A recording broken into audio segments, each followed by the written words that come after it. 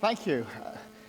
This is a rather challenging lecture for me to give because usually I give these talks to specialists, but I'm going to make an effort to give you some flavor of three kind of surprising discoveries that both David Fowlis, who I'm going to talk for a bit, and myself have made.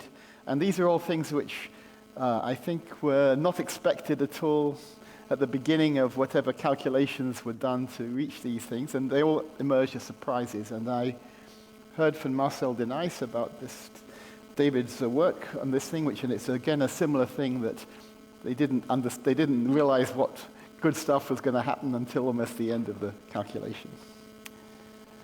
Okay, so I thought I'd give a little bit of background for what I'm going to do, because I'm not sure who I'm talking to. But of course, you just recall high school chemistry. You've got orbitals that get filled. I've probably gone one back before. Yeah, sorry. You have a set of energy levels in atoms that quantum mechanics makes discrete, and you could get to fill them up with electrons. And in the usual case, you can put 2 electrons in each orbital because they have something called spin, which goes up and down. And I'm going to make an analogy for this because this is actually what's going to happen in the quantum Hall effect.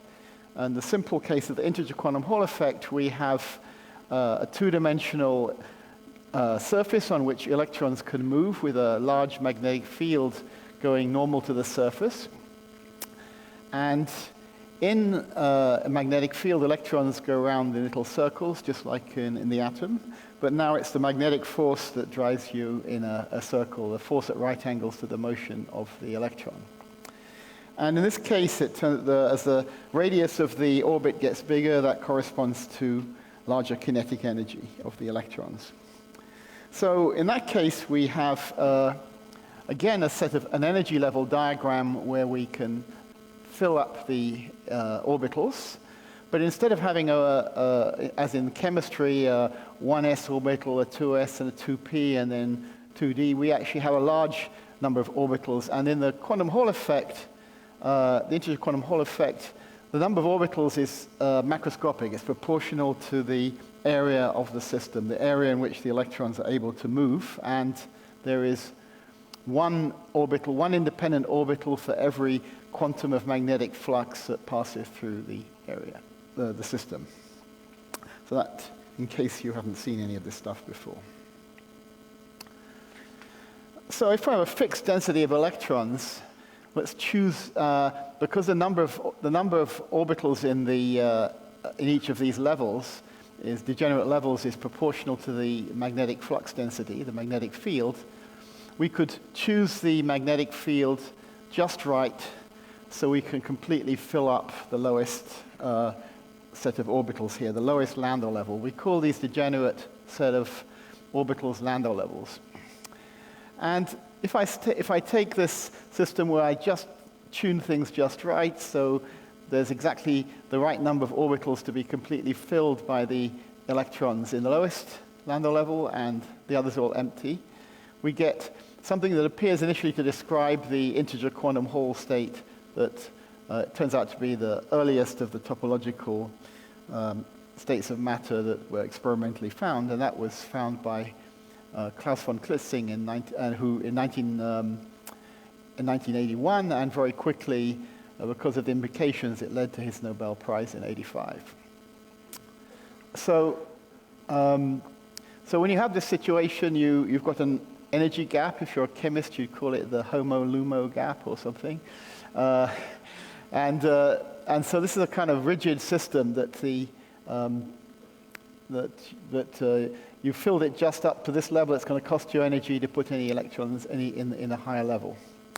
And so if I try to squeeze the system, where I'm actually changing the area in which the electrons are allowed to move, and therefore changing the number of orbitals, if I compress this thing down, I will not be able to compress it any further than having filled this Landau level up completely, because I'd have to, if I pushed it together more, I'd have to put things in the next Landau level, which costs me a lot more energy. So at first sight, it looks that's a very fine-tuned thing that you'd have to get everything just right. And the special feature of the Hall effect that von Klitzing found is it's very robust. But actually, this is a topological system, and because something has to happen at the edge, you don't actually need to fine-tune anything to get this just right. Because at the edge of the system, if I think about the electrons going around in little, do I have a light here? I can't see it. Yeah, if they go around in little circles, I've drawn them going around in clockwise circles here. But if they actually reach the edge of the system and try to go around in a clockwise circle, they go bang, and they will bounce back off the wall. So in the orbits that hit the wall will actually precess around the wall in the anti-clockwise direction. And that's one of the hallmarks of topological systems. They have strange states at the edge of the system. And this is what we call the edge states. They're counter-propagating edge states that have this remarkable feature that they only allow propagation around the edge in a single direction. And of course, that's because if they can only go one way, it means if I looked at the thing backwards in time, they'd be going the other way. And this is a system with what we call broken time reversal invariance. The magnetic field breaks the symmetry of systems under the change of direction of time. So the orbitals at the edge actually go up a little bit, and therefore there's a reservoir of electrons at the edge. The Fermi level is the highest occupied state, the chemical potential, and as I change the magnetic field, I will be changing how much I fill this thing up at the edge, but I will still maintain the gap in the bulk of the system. So this system does have gapless excitations at the edge. There's a gap which is very small. It's proportional to the length of the 1 over the length of the edge, so it's a microscopic gap at the edge of the system, but I still have in the interior this large bulk gap, which is a topologically protected state. Well, what von Klitzing found, he did these measurements of, he measured the Hall resistance, the Hall resistivity, but I'm going to talk about the Hall conductance, which is 1 over that. So what he sees in the picture, you change the magnetic field, and the Hall conductance sticks at various values, which turn out to be quantized, and it turns out to be an integer times these fundamental constants e squared over h, or e squared over 2 pi h bar. And being an integer is what finally got understood to be a topological property. Topology, we heard from Hans Hansen at when the prizes were announced about you counting the number of holes in bagels and things, and those can't be other than integers. These are topological properties that we'll see. And this is actually what a very nice result of David's has been. Okay. So the von Klitzing system is much dirtier than the theoretical toy model I presented to you. It's got all kinds of details of junk inside it. And the work at the early 80s focused on these difficult problems of how you treat disorder and randomness and what was going on. But the work I'm going to tell you about of David's is he had the idea to study not the effect of this kind of random dirty system, which is difficult, but just a simple periodic system, add a kind of crystalline background of his choosing to these Landau levels. And Marcel Denys, who worked on this, said at the end of the day that was David's brilliance in the thing that he actually chose a tractable problem as opposed to sticking around the physically relevant problem was apparently the disordered one. And we have this sort of situation. The ideal case where it's clean in the middle is perfectly flat. And this is a case where Bob Laughlin, who won the prize a little bit later for the fractional quantum Hall effect, had earlier given an extremely powerful argument that says if I have this flat system in the bulk and the only places where there's energy levels at the Fermi level or at the edges, then if you apply this electric field to make things flow, the charge would flow across the system in a way that couldn't be affected by any kind of dirt because it was too far for any scattering between points at one Fermi energy and the other Fermi energy. And so here there was a very clear argument that related a gap in the bulk region of the sample to this perfect quantization of the Hall conductance, where it's just given by a whole number times fundamental constants. So the actual problem that people trying to be practical or trying to be realistic would have tried to solve is this one here where there's a lot of junk in the middle and a dirty potential. But as I said, this is very difficult, and what David took some very beautiful results from Hofstadter and solved this problem here, which should be a perfectly periodic wave in the middle. The potential is periodic, which means some points the lowest state in the system will be down here, and the highest state will be at this point. So the lambda level, which in this case is a perfectly flat, infinitesimally thin energy level, gets smeared out into a range of energies between the top and bottom of this periodic potential. And that's this so-called TKNN paper, the Fowlis, Komoto, Nightingale, and Denies. I guess some people trying to be cute put TKNN squared like that, but the other three were three postdoctoral collaborators. Komoto was David's postdoc, and Nightingale and Denies were other people's postdoc, I guess, at University of Washington, Seattle. Anyway, they together with David, they looked at this problem of what the presence of this simple periodic potential added to the Landau levels would do to the integer quantum Hall effect. And the bottom line is they discovered a remarkable formula that they hadn't been looking for, and that, according to Marcel Denies, it jumped out of them only at the very end of the calculation. Okay. They were too concerned with the details, but at the end they suddenly saw something was important. So David had been particularly interested in this very interesting toy model a lot of people were kind of fascinated with at the time. It often goes by the name of the Hofstadter butterfly, because you got an extremely beautiful pattern come out, and Douglas Hofstadter found this in the 1970s, and he loved his aesthetic appeal, I guess. It's a model of a crystal in a magnetic field, and people have gone to town on this model because it's got all kinds of beautiful features in it. But basically, it's just the same model as before: kinetic energy of particles in a magnetic field, and then of just the simplest possible periodic potential, a cosine potential in the x direction and a cosine potential in the y direction added together.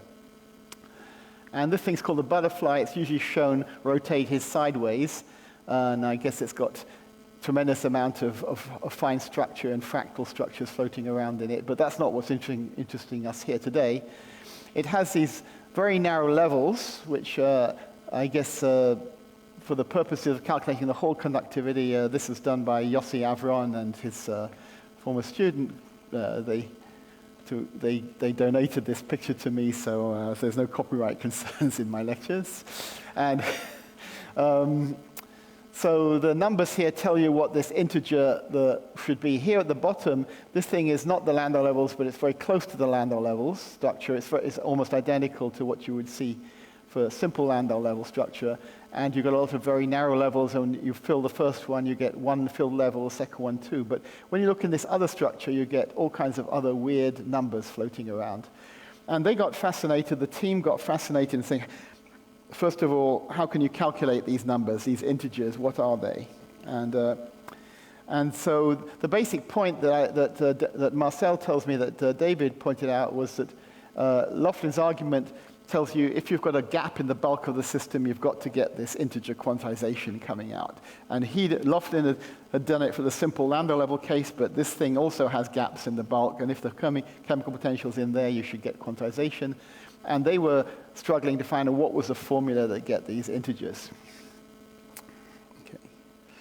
And so after they solved lots of equations and found the thing, they realized they found how to calculate these integers. They found there had to be a more general principle than just solving what were called Diophantine equations, the mathematical structures. And basically, if you take you've got a periodic potential, it's actually not the usual kind in the crystal, because there's the periodic. The unit cell you have to use is not the simple one of the cosine potential. It's related to how many of the unit cells contain an integer number of magnetic flux quanta. So it's a rather strange band structure. But basically, if you've got something periodic, there's a Bloch theorem that says you can write the wave function of an eigenstate of a system in a periodic potential as two things: a periodic function times an exponential e to the I k dot x or k dot r. And the details of what's going on in the bands are all contained in this periodic thing. So they took a very standard formula a fundamental formula for the calculating the conductivity of a system called the Kubo formula, and plug this stuff in. So the Kubo formula is usually used for calculating the dissipative part of the resistance. But in the case where you're looking at this Hall resistance, where you're looking at the response to an electric field which is parallel, which is at right angles to the motion of the current, so it doesn't dissipate any energy, you get different formulas. Well, they put this in and they cranked the handle, and they eventually got a very nice formula. They didn't actually comment on it in the paper that how nice this was in some sense, but they ended up with a formula that depended only on the details of the band structure, which are of the wave functions of the band structure, which are contained in this function here. There's no reference anymore to the energy levels of the problem. The energy levels are there in the Kubo formula, but after integrating stuff out and using formulas for the velocity of the system, you find the energy levels when you're calculating this Hall conductance, this one which is dissipative, not the usual ohmic law conductance, the energy levels all drop out. So this was the first form they got of a formula, and after I'll show you in a minute how this turns into an integer, but they found this formula which gave you the Hall conductance, which is these numbers E squared over H, which is von Klitzing's number of 25,310 ohms, I guess. Ohms to the -1, sorry. And then we have these numbers here, which you can do some simple mathematics with Stokes' theorem on. So they found this formula. And shortly after they published their paper, another very influential discovery in physics was that Michael Berry discovered that the adiabatic approach to quantum mechanics had missed out an important geometrical phase, and in fact this is another piece of work that a lot of people think should get the Nobel Prize. This is my hint to the committee. But it's geometric, so I guess you can say it shouldn't have come this year. Anyway, that's my. So Berry's example was a spin which was polarized along some axis, and you gradually rotate this, and you find that you pick up this additional phase, which is very geometrical. It's actually the solid angle, the spin times e to the I times spin times the solid angle enclosed by the path, which is ambiguous modulo 4 pi. And therefore the spin has to be an integer or a half integer, which we knew for other reasons. But these are typical of these topological things that have interesting consequences. This tells you that spin has to be quantized, for example, even if you didn't do it by algebra. So anyway, the mathematical physicist Barry Simon, in 1983, just after the two papers had been published, I guess he recounts that someone else tipped him off about this connection, and he should look at it, or there had to be a connection. And he found that the two things matched together very well, that the TKNN expression was an integral over a curvature associated with this phase of Berry's, this holonomy. And mathematically, it was an integral over a compact manifold, which turned out to be the Brillouin zone, which is topologically equal to a torus. And in fact, he pointed out this connection to what is really a mathematical extension of Gauss's famous Theorema Egregium, which I guess he discovered while he was a foreign member of the Royal Swedish Academy of Sciences, because he was joined in 1821, and this is 28. And he thought, I think Gauss seems to have thought this was the most amazing discovery he ever made in mathematics. So what Gauss discovered was what we heard from Thor Hans Hansen about the bagels and the thing. So Gauss discovered something that you can easily get the simplest version of it from your high school algebra class, right? You know that the surface area of a sphere is 4 pi r squared, where r is a radius. And the Gaussian curvature that Gauss introduced, of course, for the sphere is uniform, and it's 1 over r squared. So if I integrate the Gaussian curvature over the surface area of the sphere, I get 4 pi. But what Gauss discovered as this amazing theorem was that I can change the shape of the sphere to anything else, like a football or a banana or whatever, and you still got 4 pi. And this is called the Gauss-Bonnet theorem, I guess because Gauss never wrote it up properly and Bonnet put all the details in later.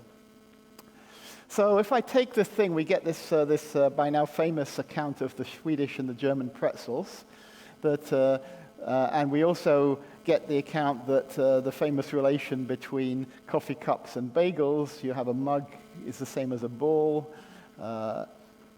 What's been called a loving cup is the same as a Swedish pretzel.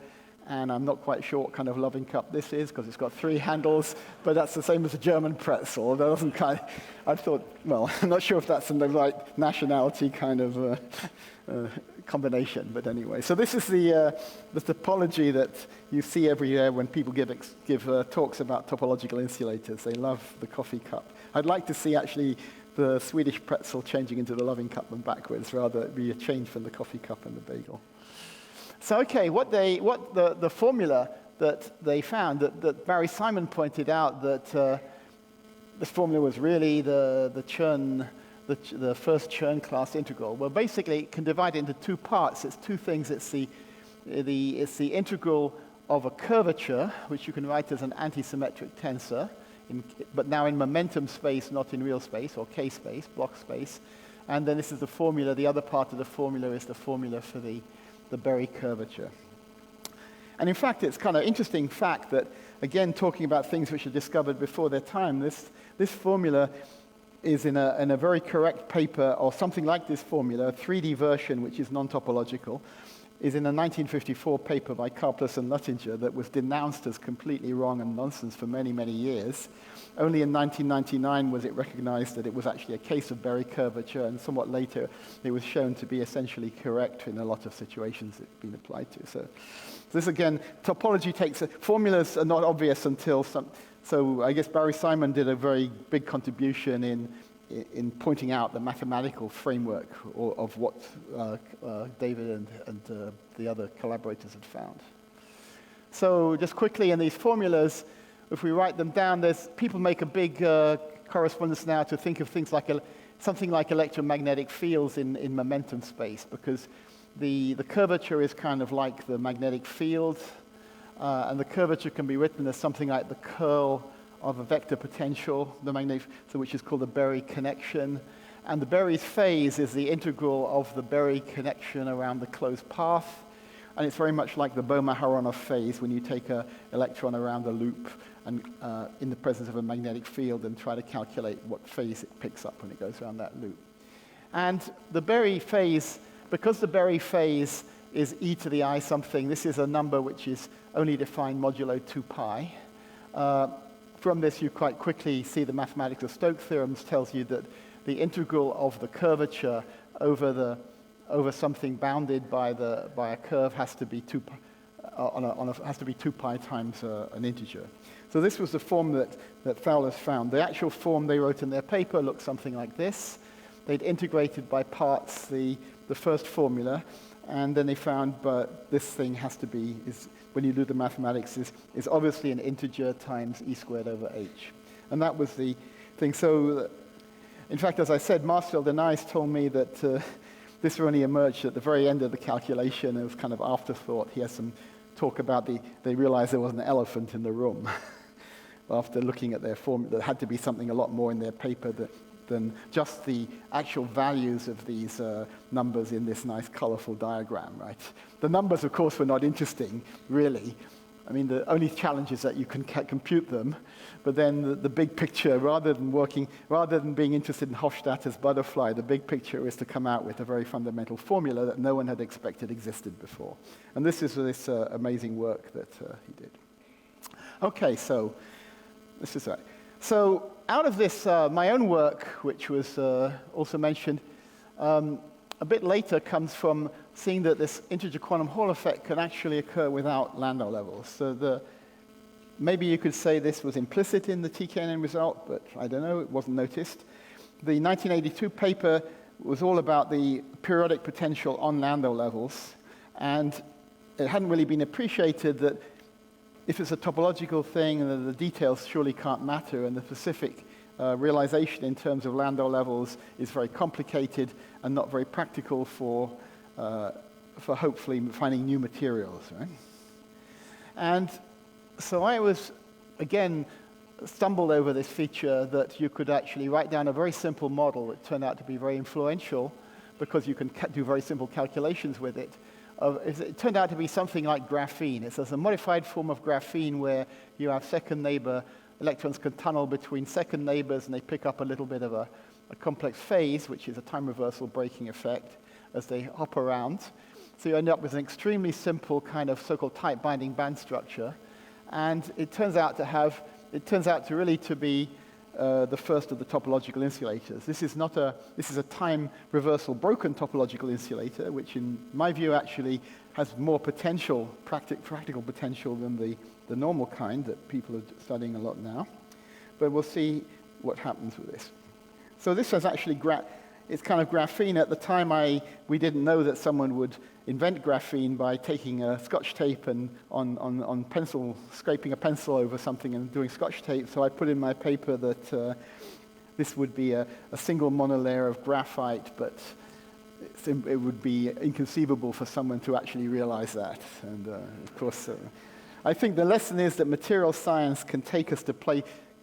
If it can be done, someone will do it, right? However crazy as long as it's not real black holes and something like that, whatever the crazy model you come up with, if it's just something interesting, it's most likely someone will be able to make something that does it, whether it's cold atoms or the other ways.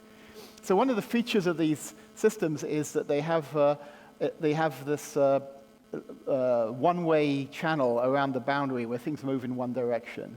In the Landau level case, that was really coming from the direction of the magnetic field. But in graphene, if you look at it, graphene equals an edge of graphene. There's various edges, and there's a nice one called the zigzag edge mode. And you find that graphene has itself at the edge. If I take a view along the edge, there's actually a bound state which goes between two different Dirac points in graphene and exists in part of the surface Brillouin zone. And it connects these things. Once you can open up a gap in graphene by turning it from a semi-metal to a semiconductor in two ways, by breaking inversion symmetry or breaking time reversal symmetry. When you break inversion symmetry, you get something boring. This state has to be attached to either the top or the bottom band. In the boring case, both ends of the state are attached either to the valence band or the conduction band. But in the interesting case, one point ends up attached to the conduction band, the other to the valence band, and there's a kind of channel, a plumbing connection between the two that you can drive states up and down by putting a magnetic field through this flake of graphene-like substance. And if I fill the system up to the Fermi level that's in the gap, I find I have these things that travel one way. This is actually the hallmark of the topological states. They typically have something very interesting at the boundary. And the start of all, about 10 years ago or 12 years ago, Eugene and Amelie and Charlie Kane did something which I'd actually thought of doing, and I never did the calculation. I thought it obviously won't work.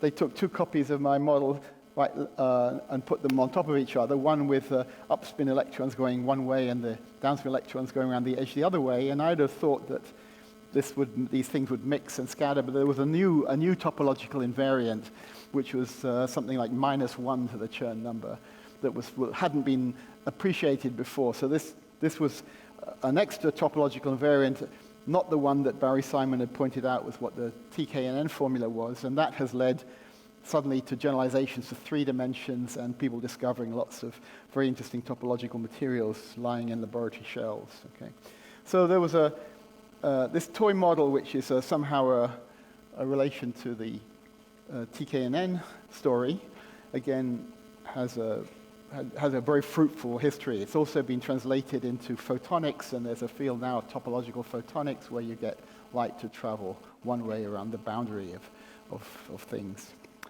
Okay, so the third thing, if I have time, I'll talk about. How much time do I have? 10, okay.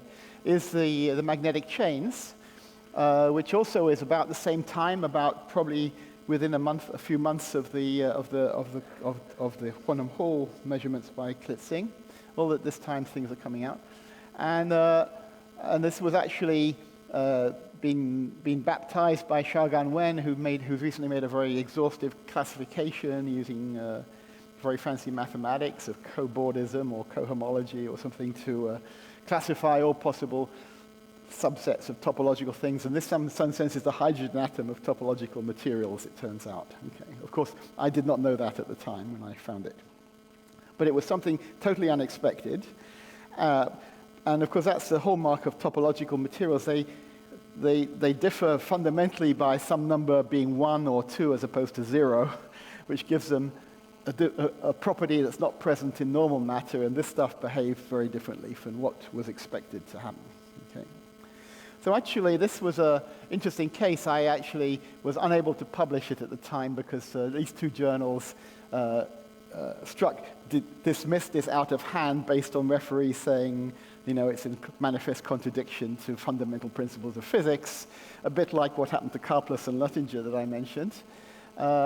And by the time it was published, there was actually a more sophisticated argument that actually removed what I realized had been the connection to the earlier work that we're going to hear next from Kosterlitz, the Kosterlitz-Fowler's transition, because there's a very nice mapping from two-dimensional classical systems at finite temperature, where there's a Boltzmann factor describing a probability weight, to quantum mechanics in one space and one time dimension, where the Boltzmann factor gets replaced by an amplitude. And the quantum mechanics is richer than classical mechanics because Boltzmann factors are always positive, while in this case there may be some time reversal invariance, but the amplitude can either be positive or negative, and you get interference effects between one path having a positive amplitude and the other half a negative amplitude, and therefore the two things can actually cancel some process completely. So the thing was, in this paper I see that, my lost preprint, because I didn't have any records of it, it was just cited in people's work at the time, but Gieno Sholyom I found had finally kept a copy of it, and in fact it's kind of interesting to read it again, and it's actually basically using the Kosterlitz-Fowler's argument translated to quantum mechanics to say why the conventional wisdom at the time was incorrect. Okay, you can find it on the archive if you want now. I posted it. So in magnetic chains, we have ferromagnets where they like to line up, or antiferromagnets where the opposite case. And this work dealt with a antiferromagnet in one dimension. Okay. And the feature there is what was known at the time is that the ferromagnet's got a conserved angular momentum, conserves its total spin, so it's kind of stable ground state. But the antiferromagnet, the quantum fluctuations in one dimension destroy long-range order.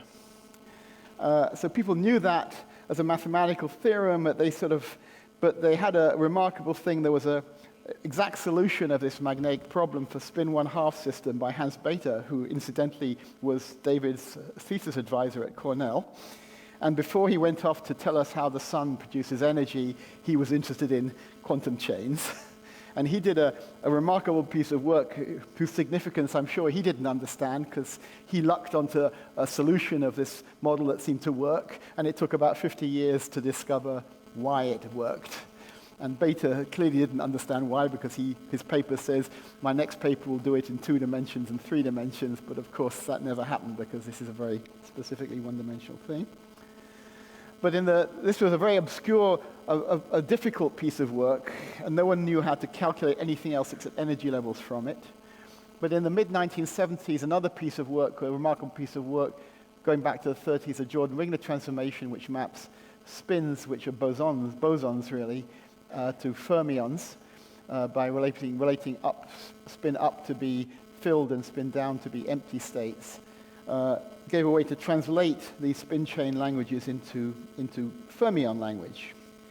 And this actually was a lot easier to do calculations with than the beta ansatz, and it allowed one to translate things into calculations you could do. And I guess progress always happens when you can actually turn something to some calculation you can actually do on a piece of paper or understand.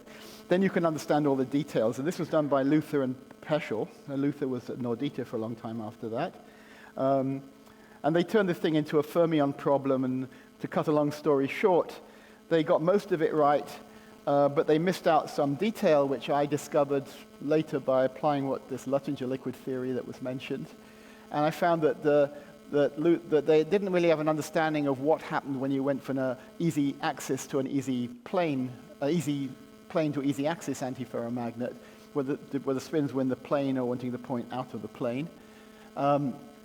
And looking at the numerical, this new tool gave us a thing to extract numbers from the beta ansatz calculation. They showed immediately some term was missing. And these pictures here are actually exactly the quantum translation of the Koslett-Thouless story that Michael will tell you about.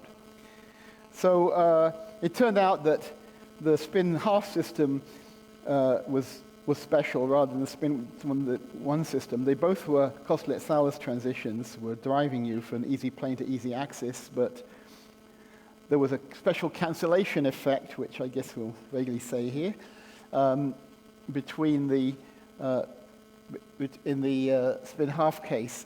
Here you've translated what Mike's going to tell you about from a two-dimensional space to a space-time diagram, and here there's a tunneling process that takes you between a configuration where these are compass needles in the plane. They kind of stay in the plane, and as you go around this periodic boundary conditions, you go around. In the first case, there's no kind of winding number. The second case, there's a twist that's gone in, like a Mobius strip or something. A twist went in, and you can't get from those two things continuously. You have to do some kind of breakdown, and there's a tunneling point, which is a vortex.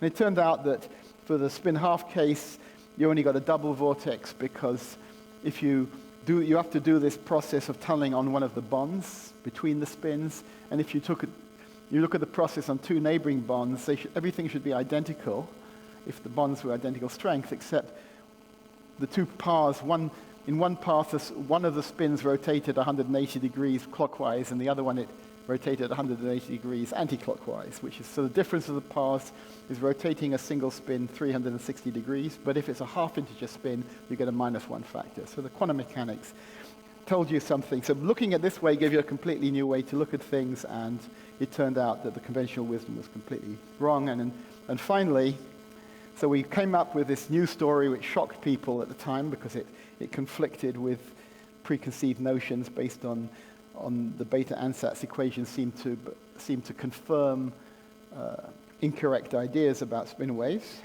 And finally, let's not go through this too much, but at the end of the day, this turned out, this new state with this gapped integer spin liquid state that I found turned out to be one of the simplest topological states with a very non-trivial entanglement. The spin 1 system. And the interesting thing is the spin 1 can be viewed as two spin halves glued together. And in the usual case, they just point in some direction. But here, the spin 1 again splits, fractionalizes into two spin halves, which one on either side.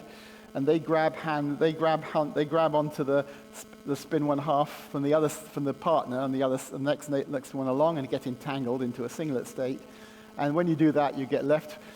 The two spins at the end of the chain, they get left with one arm stretched out here and the other arm stretched out here, so there's like two half spins at the end. This is two unexpected spin 1 halves at the end of the thing, and this is precisely the analog of the edge states in the quantum Hall state. Again, this feature you find in all the topological states, that there's something strange happening at the boundary where the edges are, where things go from something to normal. So anyway, so that brings me to basically the end of the story. I couldn't really give you all the technical details, and it's probably quite confusing, because it's very difficult to explain this to a general audience, even a general audience of scientists if they're not condensed matter physicists. But basically, my interpretation of why this prize was awarded now is because so much has suddenly, in the last 10 years, has come out of all this old stuff.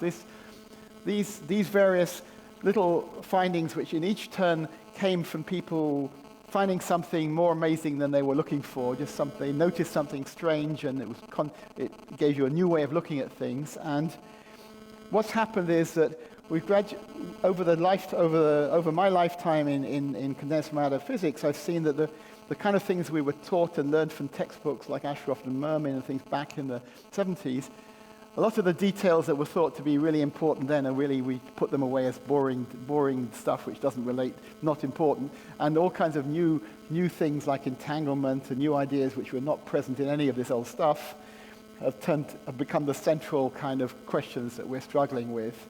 And after the topological materials started to be found concretely as real things, there was also proposals that that they could be used as a so-called platform for topological quantum information processing.